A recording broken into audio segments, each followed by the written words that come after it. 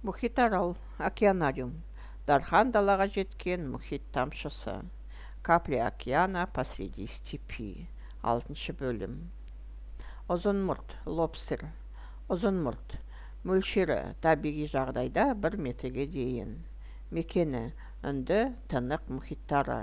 Ерекшеліктері: әуелгі сауыттың астынан өсіп келе жатқан жаңа қабыршығынан нәрлі қоректік заттарын алысымен бұрынғы панасын тастайды. Лобстер. Размер. В природе бывает до 1 метра. Ареал обитания – Индийский и Тихий океаны. Особенности. Имеет чувствительные антенны. Вырастая из панциря, сбрасывают его, предварительно забрав все питательные вещества в новый, нарастающий под старым. Тазалықшы шаян. Креветка-чистильщик. Тазалықшы шаян.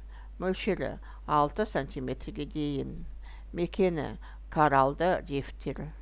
Ерекшеліктері: өз өмірін өзге балықтардың денесіндегі зиянкестерден арылтумен өткізеді. Креветка-чистильщик. Размер до 6 сантиметров. Ареал обитания – коралловые рифы. Особенности. Проводит всю свою жизнь в процессе чистки кожных покровов других рыб от паразитов. Ұзын тұмсық көбелек балық.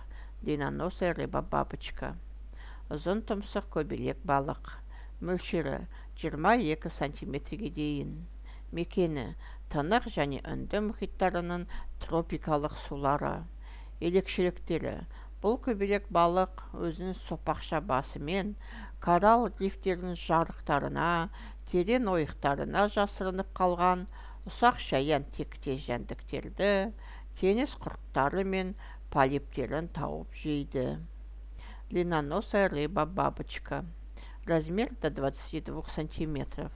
Ареал обитания – тропические воды Тихого и Индийского океанов. Особенности. Эти бабочки имеют вытянутую форму головы, что позволяет без труда отыскивать в расщелинах и углублениях коралловых рифов мелких ракообразных морских червей и полипов. Қабылан мурена. Леопардовая мурена-угодь. Қабылан мурена. Мөлшері 180 сантиметрге дейін. Мекенжайы: жағалаудың 1,50 метр тереңдіктеріндегі су асты жартастары. Ерекшеліктері: қабылан терісінің түсіне ұқсас қара тембілдері бар. Жастауларының терісінің ірі сирек тембілдер жапқан. Ересектерінде бор түйелерін еске түсіретін сирек орналасқан тембілдер бар. Леопардовая мурена-угодь. Размер до 180 сантиметров. Ареал обитания. Обитает в ущельях лагун и прибрежных рифов на глубине 1,50 метров. Особенности. Оттенки белого и желтого с черными леопардовыми пятнами. У молодых особей крупные редкие пятна, а у взрослых особей мелкие пятна, которые выглядят как меловые соты.